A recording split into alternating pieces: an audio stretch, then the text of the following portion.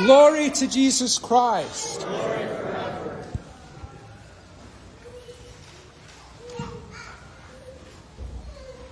There's a book called the Synaxarion that describes the feast days that we celebrate. And today, if somehow you possibly not noticed, is a feast day.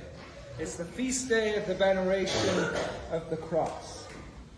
And if these roses were real, and the fragrant basil was real, not only would you smell rose and basil, but you would experience something more of the beauty of the victory of the cross that we celebrate. It says at the top, the King of Glory. You see, if we look at the cross of Christ with our spiritual eyes, we don't see a gruesome instrument of execution. We see something shining brightly, full of radiance and healing. One of the prayers of the church says, "Shine brightly, O life-giving cross of the Lord. The rays of your grace enlighten the hearts of those who venerate and embrace you." The cross is holy, it pours out healing upon us. If we can look at the cross of Christ with the eyes of our spirit, this is a celebration. This is a victory. And this is a joy. So the Synaxarion says, there's a risk that in the 40 days and 40 nights of Lent, of the Great Fast, there's a risk we might become bitter and despondent and failing. I don't know about you, but an awful lot, myself and an awful lot of people this Lent are feeling bitter, despondent and failing. This is a very hard Lent this year. I don't know why. Maybe there's no demons out there this year. But an awful lot of people amongst us are having a very hard time this Lent. So the church doesn't want us to become bitter and despondent and failing, and so it gives us the cross. The life-giving, healing cross is now presented to us for our refreshment and our assurance and for comfort. It says, we are like those following a long and cruel path who become tired, and then see a beautiful tree with many leaves, sit in its shadow and rest for a while. We are called, brothers and sisters, to rest for a while in the shadow of the joy, the victory, and the healing that the King of Glory won for each of us on his cross. We're called to rest. We're called to rejuvenate. And we're called to joy. Because this cross that you all kissed this morning is the guarantee that the resurrection of the dead is coming for each of us. Yes, in just a few weeks at Pascha, but ultimately for us at the end of this life when we go to our eternal home. So the fathers, it says, place the cross right in the middle of the Pascha, halfway through, if you can believe that. We're already halfway there. Let that thought energize you, renew you, and rejuvenate you. And it makes the parallel that just as the cross is in the middle of Lent, so the tree is right in the middle of paradise. To remind us that one day we will eat the fruit of the tree of everlasting life. And so this cross gives us rest and refreshment to make us light and courageous for the rest of our task. In the book of Hebrews that we heard from this morning,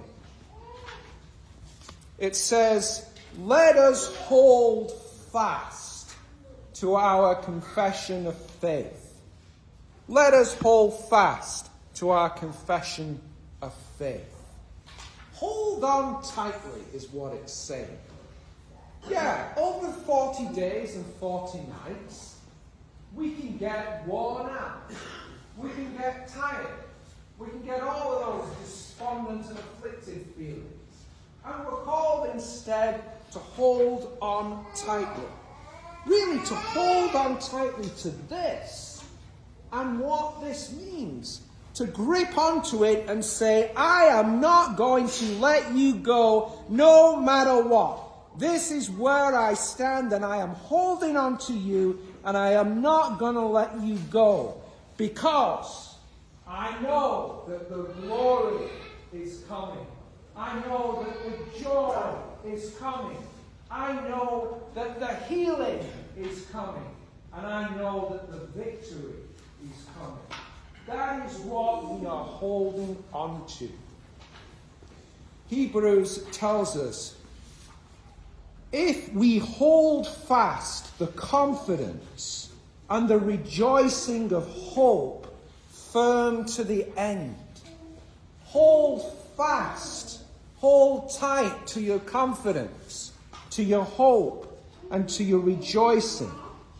He says we have become partakers of Christ if we hold our confidence steadfast to the end.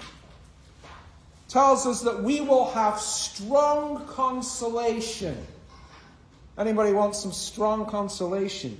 If we lay hold of the hope that is set before us. And the Hebrews describes hope as an anchor for the soul. That is something you hold fast to, and that keeps you sure and steadfast. St. John Chrysostom says an anchor makes you steady. And he says that hope is like those who have built their house on the rock. The rock of hope. The rock of peace. The rock of the King of glory. The rock which makes us firm and steady and secure. We heard a couple of weeks ago that not only we are holding tightly to the anchor, we're also keeping our eyes tightly fixed on Jesus so that we can run the race. And it says, let us hold fast the confession of our hope without wavering, because he who promised is faithful. He who promised is faithful.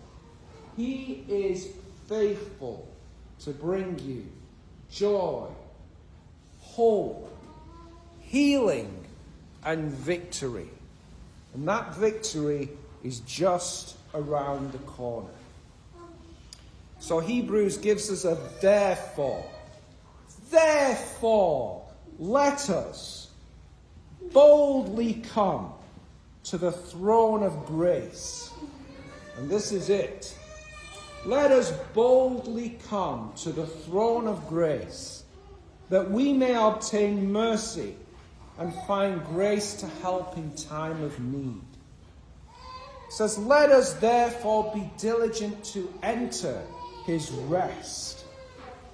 Let us therefore have boldness to enter the holiest of holies by the blood of Jesus.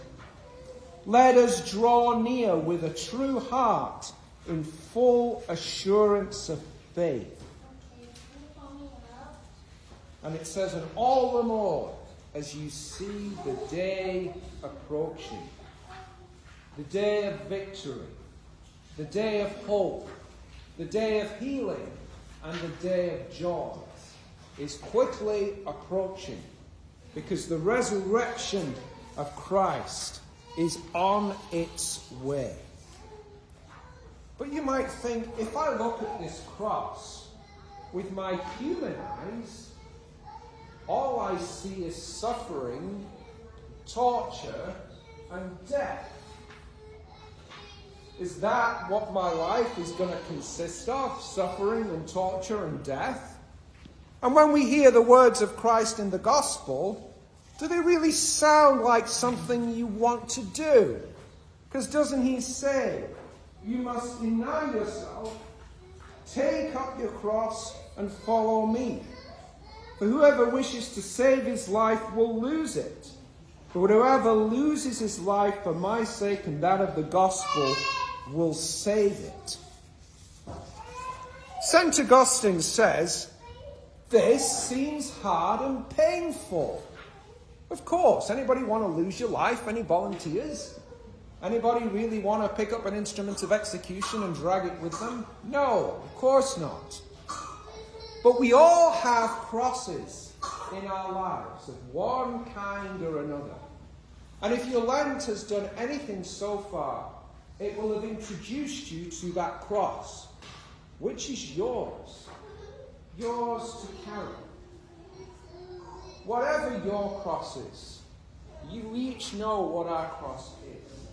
We're meant to pick it up.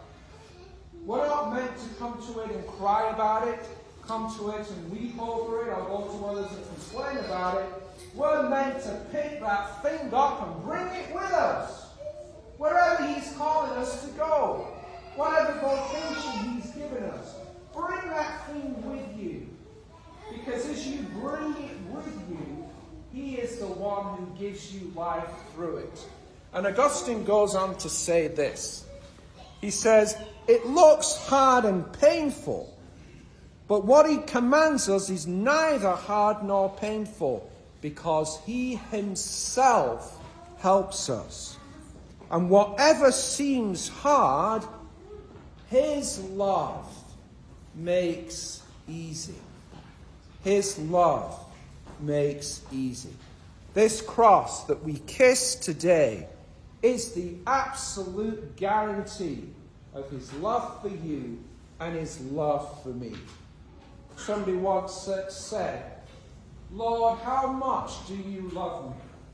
And the Lord replied, this much.